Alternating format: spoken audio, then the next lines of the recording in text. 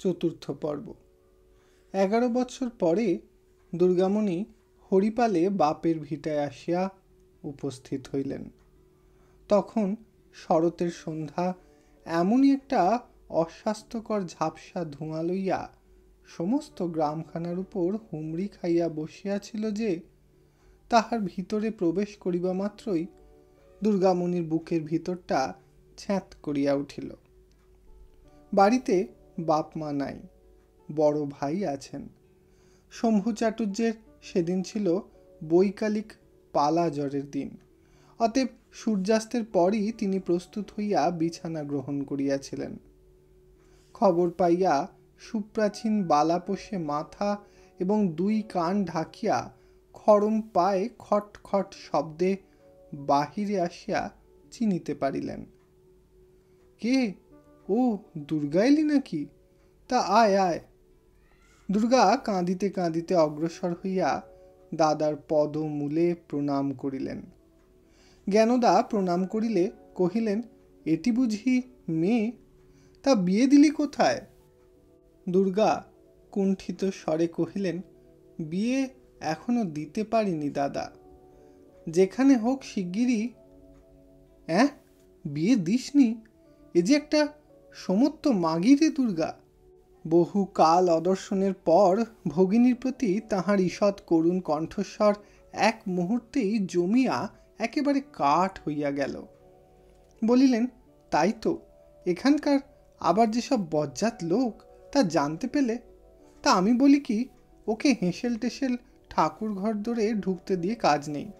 জানিস তো এদেশের সমাজ, বিশেষ হরিপাল, এমন পাজি জায়গা কি ভূভারতে আছে? তা আয়, বাড়ির ভিতরে আয়। এত বড় মেয়ে ওর কাকার কাছে রেখে এলে স্বচ্ছন্দে তুই 2 দিন জুড়িয়ে যেতে পারতিস। এখানে থাকলে তো আর, বুঝলি নে দুর্গা। তা যা, এখন হাত পা ধুগে। ওগো, কই গো? বলিতে বলিতে শম্ভু চাটুর্যে পুনরায় খট খট করিয়া অন্দরে প্রবেশ করিলেন। দুর্গা এবং তাহার কন্যা যেমন করিয়া তাহার অনুসরণ করিয়া বাড়ি ঢুকিল, সে শুধু ভগবানই দেখিলেন। শম্ভুর এটি দ্বিতীয় পক্ষ। প্রথম পক্ষের বউকে দুর্গা দেখিয়াছিলেন, কিন্তু ইহাকে দেখেন নাই। উপস্থিত ইনি যেমনই কালো তেমনই রোগা এবং লম্বা। ম্যালেরিয়া জ্বরে রংটা যেন পোড়া কাঠের মতো। 3 দিনের গোবর উঠানের মাঝখানে জমা করা ছিল, তাহা এইমাত্র নিঃশেষ করিয়া ঘুঁটে দিয়া হাত পা ধুইয়া প্রদীপের জো করিতেছিলেন। স্বামীর আহ্বানে সম্মুখে আসিয়া ব্যাপার দেখিয়া থমকিয়া দাঁড়াইলেন। শম্ভুর জ্বর আসিতেছিল। আগন্তুকদিগের অভ্যর্থনার জন্য স্ত্রীর কাছে সংক্ষেপে ইহাদের পরিচয় দিয়া ঘরে গিয়া ঢুকিলেন। বউয়ের নাম ভামিনী, মেদিনীপুর জেলার মেয়ে। কথাগুলো একটু বাঁকা বাঁকা। সে হাসিয়া উপরের এবং নিচের সমস্ত মাড়িটা অনাবৃত করিয়া ননদের হাত ধরিয়া রান্নাঘরের দাওয়ায় লইয়া গিয়া পিঁড়ি পাতিয়া বসাইলেন। তাহার হাসি এবং কথা শ্রী দেখিয়া দুর্গার বুকের ভিতর পর্যন্ত শুকাইয়া উঠিল। আসিবার সময় দুর্গা 1 হাঁড়ি রসগোল্লা আনাইয়াছিলেন। সেটা নামাইতে না নামাইতে 1 পাল ছেলে মেয়ে কোথা হইতে যেন পঙ্গপালের মতো ছুটিয়া আসিয়া ছেঁকিয়া ধরিল। চেঁচামেচি ঠেলা ঠেলি, সে যেন একটা হাট বসিয়া গেল। তাহাদের মা ইহাকে আধখানি, উহাকে সিকিখানি, আর 2 জনকে 2 টুকরা বাঁটিয়া দিয়া হাঁড়িটা ছো মারিয়া তুলিয়া লইয়া গিয়া শোবার ঘরের শিকায় টাঙাইয়া রাখিলেন। ছেলেগুলো যে যাহা পাইয়াছিল অমৃতবৎ গিলিয়া ফেলিয়া হাতের রস চাটিতে চাটিতে প্রস্থান করিল। দুর্গা এখানকার রীতিনীতি কতক জানিতেন, কারণ তিনি এই গ্রামের মেয়ে। কিন্তু জ্ঞানদা 8-10 বছরের ছেলেগুলোকে পর্যন্ত সম্পূর্ণ দিগম্বর দেখিয়া লজ্জায় মাথা হেঁট করিয়া রহিল। মেয়েগুলারও প্রায় ওই দশা। ইতর বিশেষ যাহা আছে তাহা নিতান্তই অকিঞ্চিৎকর। তাহাদের নিজেদের গ্রামটাও শহর নয় বটে, কিন্তু সেখানে রাস্তাঘাট আছে, এমন আম কাঁঠাল ও বাঁশ ঝাড়ে মাথার উপর অন্ধকার করিয়া নাই। এরূপ গোবর ও পাট পচা গন্ধ চতুর্দিক হইতে আসিয়া শ্বাস প্রশ্বাসের ক্রিয়াকে ভারাক্রান্ত ব্যাকুল করিয়া দেয় না। তখনও অন্ধকার হয় নাই। একটা শৃগাল উঠানের উপর আসিয়া দাঁড়াইতেই বড় ছেলেটা তাড়া করিয়া গেল। চারিদিকে অসংখ্য ঝিঁঝি পোকা বিকট শব্দ শুরু করিয়া দিল। দেয়ালের গায়ে একটা শুকনা ডালে হঠাৎ অশ্রুতপূর্ব এক প্রকার বিশ্রী শব্দ শুনিয়া জ্ঞানদা সভয়ে চুপি চুপি কহিল, ও কি ডাকে মা? মামি শুনিতে পাইয়া বলিল, ও যে তক্ষব। জ্ঞানদা শিহরিয়া জিজ্ঞাসা করিল, তক্ষব কি? তক্ষক সাপ? মামি বলিলেন, হ্যাঁ মা তাই। ওই যে কোন রাজাকে কামড়েছিল বলে, গাছে গাছে একেবারে ভরা। জবাব শুনিয়া জ্ঞানদা মায়ের মুখের প্রতি একবার চাহিল। ইতিপূর্বে কান্নায় তাহার সমস্ত বক্ষ পরিপূর্ণ হইয়া গিয়াছিল। এইবার সে জননীর কোলের উপর লুটাইয়া পড়িয়া একেবারে ফুঁপাইয়া কাঁদিয়া উঠিল। কহিল, এখান থেকে চলো মা, এখানে আমি একদণ্ড বাঁচব না। মামি আশ্চর্য হইলেন, বলিলেন, ভয় কি গো, এরা যে দেবতা, কখনো কারোর অপকার করে না। আর সাপ খোপের কামড়ে কটা লোক মরে বাছা, বরঞ্চ ভয় যা তা ওই ম্যালেরিয়ার, একবার ধরলে আর তাতে বস্তু রেখে ছাড়ে না। এবছর দিন 20 হলো তোমার মামাকে ধরেছে, এরই মধ্যে যেন শতজীর্ণ করে ফেলেছে। আর দিন কতক পরে কে কার মুখে জল দেবে মা, এ গায়ে তার ঠিক থাকবে না। জ্ঞানদা মনে মনে অতুলের শেষ কথাগুলো মিলাইয়া লইয়া নীরবে পড়িয়া রহিল। সে রাত্রে সে একবারও ঘুমাইতে পারিল না। মায়ের বুকের কাছে মুখ রাখিয়া বারংবার চমকাইয়া উঠিতে লাগিল। এমনি করিয়া প্রভাত হইল। নতুন স্থানে নতুন আলো চোখে পড়ায় বিন্দু মাত্র তাহার আনন্দদয় হইল না, বরঞ্চ সমস্ত আবহাওয়া, আলো, বাতাস যেন কালকের চেয়েও বেশি করিয়া তাহাকে চাপিয়া ধরিল। এত বড় আইবুড়ো মেয়ে দেখিয়া পাড়ার লোক ভয়ানক আশ্চর্য হইয়া গেল। আমাদের বাংলাদেশে মেয়ের বয়স ঠিক করিয়া বলার রীতি নাই। সবাই জানে বাপ মাকে 2-1 বছর হাতে রাখিয়া বলিতে হয়। সুতরাং দুর্গা যখন বলিলেন 13, তখন সবাই বুঝিল 15। তাছাড়া একমাত্র সন্তান বলিয়া নিজেরা না খাইয়া মেয়েকে খাওয়াইয়াছিলেন, পড়াইয়াছিলেন। সেই নিটল স্বাস্থ্যই এখন আরও কাল হইল। জ্ঞানদার যথার্থ বয়সের বিরুদ্ধে ইহাই বেশি করিয়া সাক্ষ্য দিতে লাগিল। 2 দিন না যাইতেই শম্ভু কথা প্রসঙ্গে ভগিনীকে কহিলেন, মেয়েটার জন্য তো পাড়ায় মুখ দেখানো ভার হয়েছে, একটি ভারী সুপাত্র হাতে আছে, দিবি? দুর্গা বলিলেন, জামাই আমার স্থির হয়ে আছে, আর কোথাও হতে পারে না। শম্ভু বলিলেন, তাহলে তো কথাই নেই, কিন্তু এমন সুপাত্র বড় ভাগ্যে মেলে, তা বলে দিচ্ছি। 20-25 বিঘে ব্রহ্মত্র, পুকুর, বাগান, ধানের গোলা, লেখাপড়াতেও। দুর্গা কথাটা শেষ করিতে না দিয়াই বলিলেন, না দাদা, আর কোথাও হবার জো নেই, এই বছরটা বাদে সেখানেই আমাকে মেয়ে দিতে হবে। শম্ভু বলিলেন, কিন্তু আমার বিবেচনায় এই সামনের অঘ্রাণেই মেয়েকে উৎসর্গ করা কর্তব্য হয়েছে। দুর্গা আর নিরর্থক প্রতিবাদ না করিয়া কাজ আছে বলিয়া উঠিয়া গেলেন। ক্রমশ প্রকাশ পাইল এই সুপাত্রটি শম্ভুরই এ পক্ষের বড় শ্যালক। স্ত্রীর মৃত্যু ঘটায় প্রায় 6 মাস যাবৎ বেকার অবস্থায় আছেন। আর বেশি দিন থাকা কেহই সঙ্গত মনে করে না, বিশেষত ঘরে অনেকগুলি কাচ্চা বাচ্চা থাকায় একটি ডাগর মেয়ে নিতান্তই আবশ্যক হইয়া পড়িয়াছে। সেই জন্যই বোধ করি দুর্গার বারংবার অস্বীকার করা সত্ত্বেও এই সুপাত্রটি একদিন সহসা আবির্ভূত হইয়া সম্মুখেই জ্ঞানদাকে দেখিতে পাইলেন, এবং বলা বাহুল্য যে পছন্দ করিয়াই ফিরিয়া গেলেন। অনতিকাল মধ্যেই ভগিনীর প্রতি শম্ভুনাথের স্নেহের অনুরোধ কঠোর নির্যাতনের আকার ধরিয়া দাঁড়াইল। একদিন তিনি স্পষ্টই জানাইয়া দিলেন যে প্রিয়নাথের অবর্তমানে তিনি এখন ভগিনীর যথার্থ অভিভাবক, সুতরাং আবশ্যক হইলে এই সামনের অঘ্রাণেই তিনি জোর করিয়া বিবাহ দিবেন। দাদার সঙ্গে বাদানুবাদ করিয়া দুর্গা ঘরে ঢুকিয়া মেয়ের পানে চাহিয়াই বুঝিতে পারিলেন সে সমস্ত শুনিয়াছে। তাহার দুই চক্ষু ফুলিয়া রাঙা হইয়া উঠিয়াছে। তাহাকে বুকে টানিয়া লইয়া বলিলেন, আমি বেঁচে থাকতে ভয় কি মা?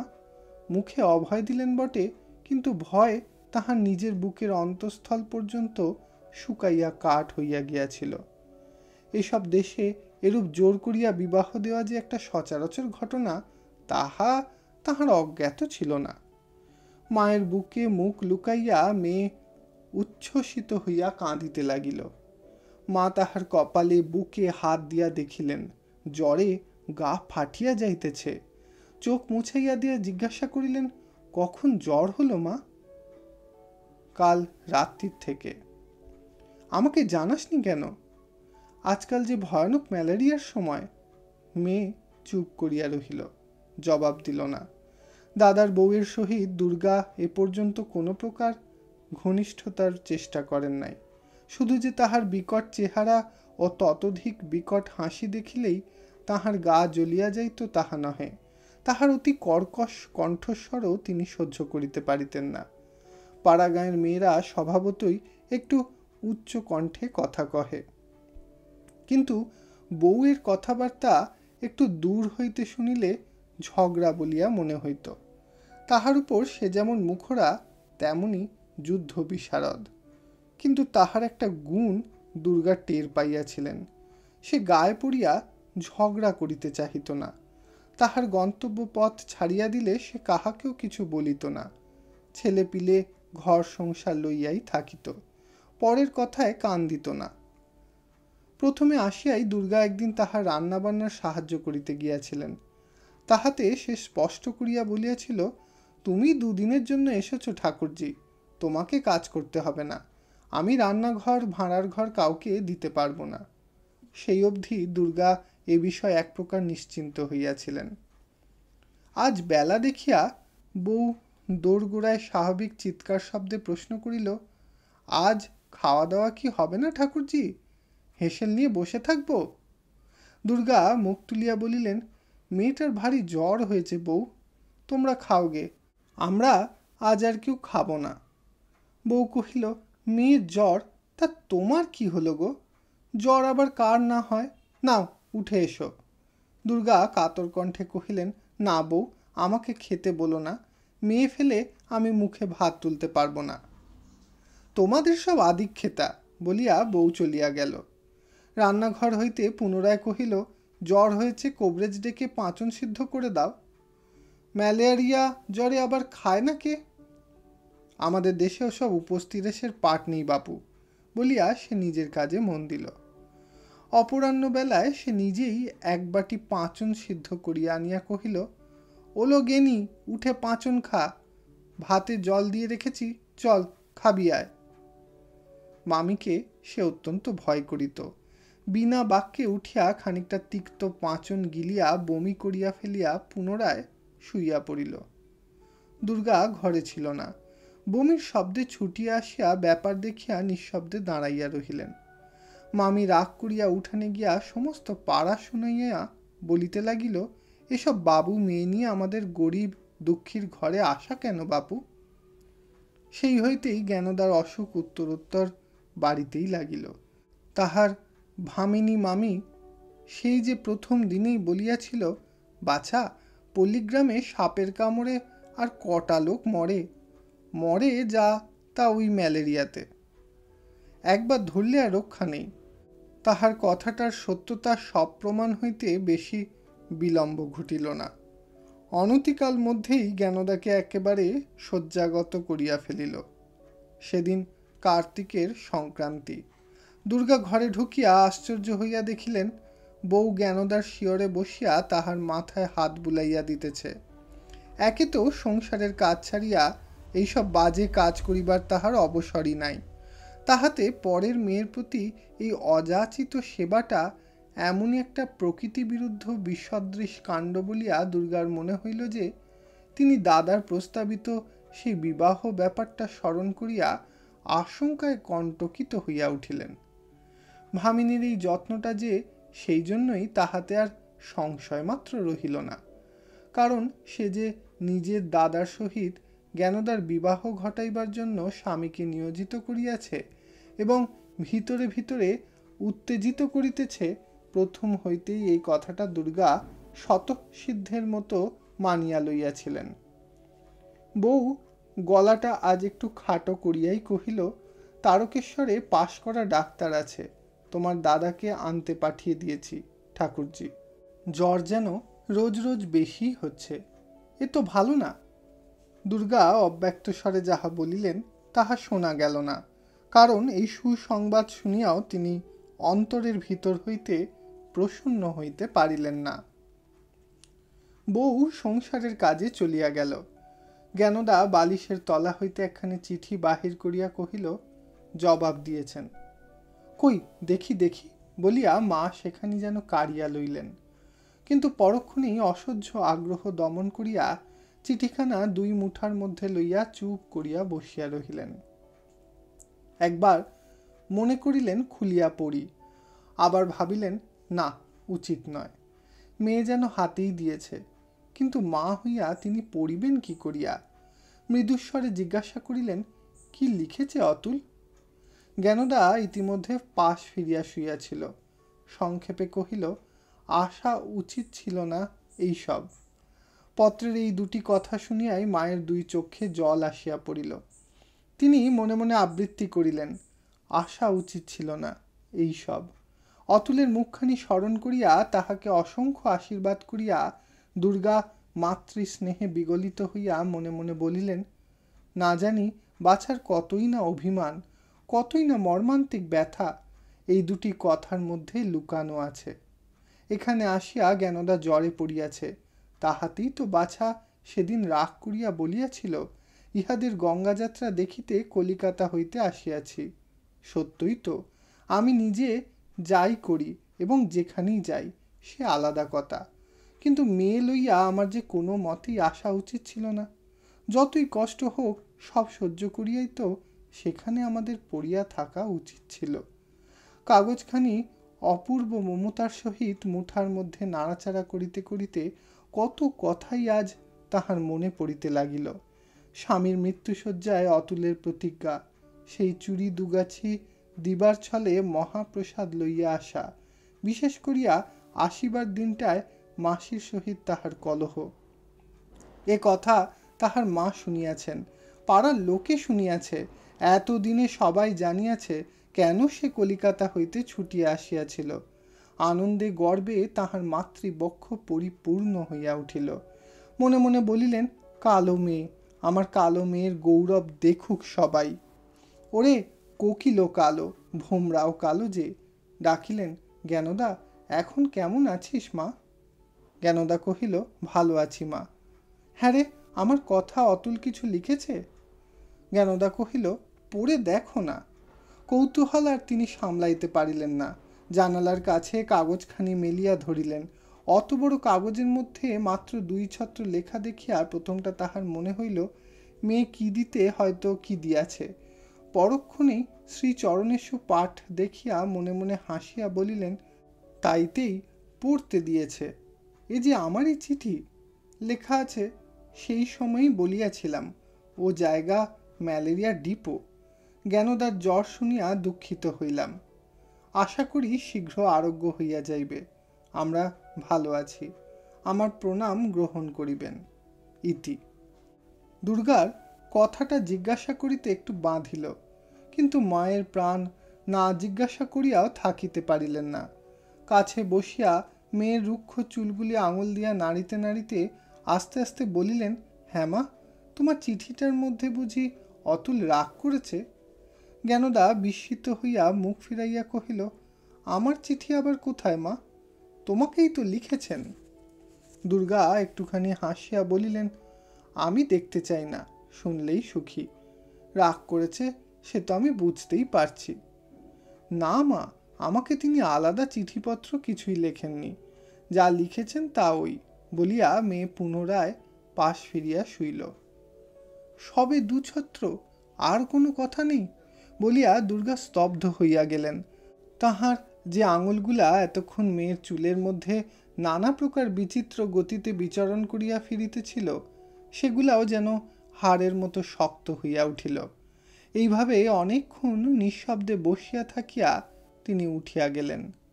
আবার দিন কাটিতে লাগিল। ইতি অরক্ষণীয়া উপন্যাসের ৪র্থ পর্ব সমাপ্ত হইল। ধন্যবাদ।